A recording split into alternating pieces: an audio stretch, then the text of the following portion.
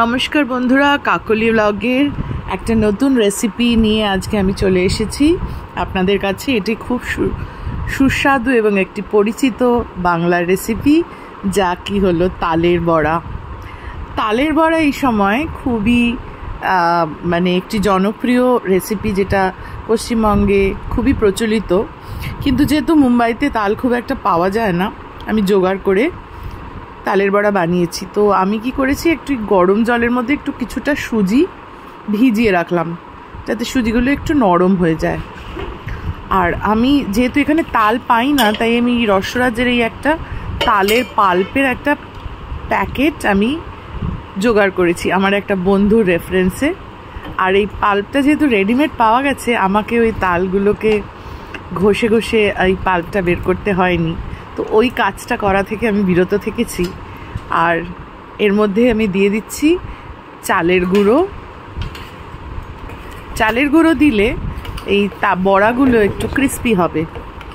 তো সেটা আপনাদের নিজস্ব স্বাদ অনুযায়ী আপনারা দেবেন।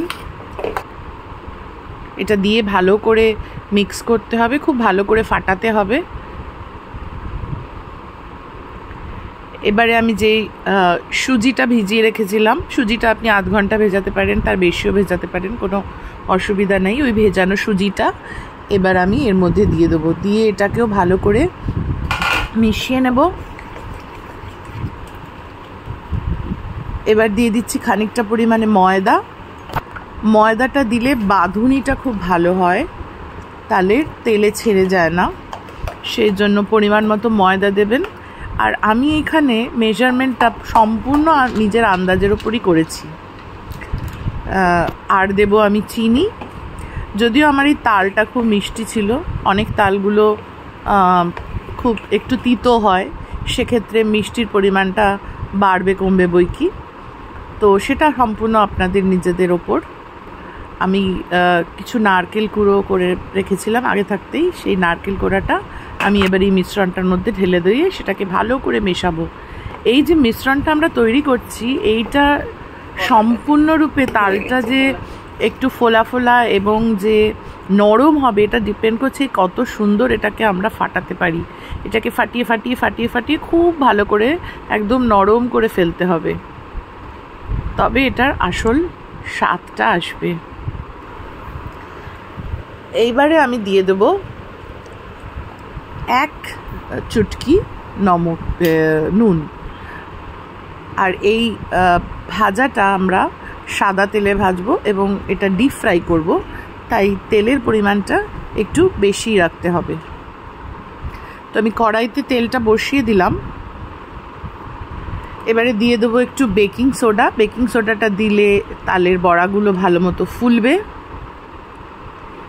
আর দিয়ে দেব একটু মৌরি। মৌরিটা দেওয়ার আগে একটু হাতে ক্রাশ করে নিলে মৌরির গন্ধটা না খুলে আসে। তো একটু মৌরি, আর মৌরি খাওয়ার সময় মুখে পড়লেও খেতে টেস্টটাও বেশি হয়। তো এইটা দিয়েও আমি ভালো করে আবার মিশিয়ে নেব। প্রত্যেকটা জিনিস একবারে না দিয়ে একটু বারবার দিয়ে দিয়ে মেশালে এই ফাটানোটাও ভালো হয়। আর আমি দিয়েছি পাকা কলা, এটাকে স্ম্যাশ করে চটকে ভালো করে সেটা দিয়েছি। নাও পাকা কলাটা অপশনাল, এটা আপনার দিতেও পারেন, নাও দিতে পারেন।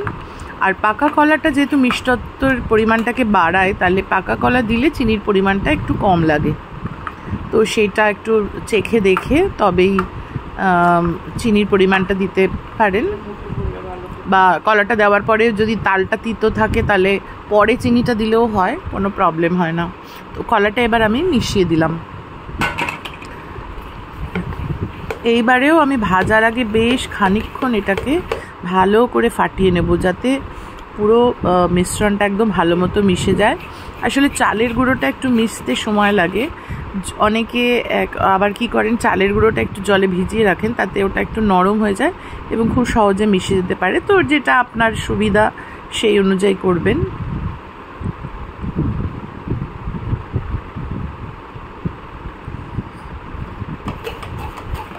এই সময় তাল ভগবান শ্রীকৃষ্ণের খুব একটা প্রিয় খাবার, যে কারণে জন্মাষ্টমী তালের বড়া তৈরি হয়। তা আমি জন্মাষ্টমীর আগেই তালের বড়া বানালাম, যেহেতু পাল্পটা আমার হাতে এসে গেছিলো, তেলগুলো গরম হয়ে গেছে তেলটা। এবার আমি ওর মধ্যে ছোটো ছোটো করে হাতে গড়ে তেলের মধ্যে ছেড়ে দেবো। এই সময় আমি একটু কম করে দেবো গ্যাসের আঁচটা, না হলে বাইরেটা পুড়ে যাবে আর ভেতরটা একটু কাঁচা কাঁচা থেকে যাবে। এইটা কেমন হলো আপনারা একবার করে, আমার পদ্ধতি অনুযায়ী করে কেমন টেস্ট হয়েছে আমাকে অবশ্যই কমেন্ট করে জানাবেন। আর আমার ভাল লাগবে। এই যে মুচমুচে একেবারে তালের বড়া রেডি, এটা দেখেই জিভে জল এসে যাচ্ছে। আর খেতেও হয়েছিল অসাধারণ, মানে কি বলবো। আশা করি এই রেসিপিটা আপনাদের ভালো লাগবে। যদি ভালো লেগে থাকে তাহলে অবশ্যই একটু লাইক করে দেবেন, আর এটাকে শেয়ার করে দিন আপনার বন্ধু বান্ধব আত্মীয় স্বজন সবার সাথে এটাকে শেয়ার করে দিন, তারাও এই রেসিপিটা উপভোগ করুক। আসলে অনেকভাবেই তো করা যায়, কোনো কোনো জিনিস বেশি দিয়েও করা যায়, কোনো কোনো কম দিয়েও করা যায়। মোটামুটি প্রায় একই রকমের রেসিপিটাই হয়। আমি যেভাবে করলাম সেবার একবারে করে দেখতে পারেন, আশা করি আপনাদের ভাল লাগবে। আর যদি ভাল লেগে থাকে তাহলে আমারও খুব ভাল লাগবে। আজকে তাহলে এই পর্যন্তই, রেসিপিটা এনজয় করুন, আর দেখা হবে পরের আরেকটা ব্লগে। ততক্ষণের জন্য গুড বাই, সবাই ভালো থাকবেন।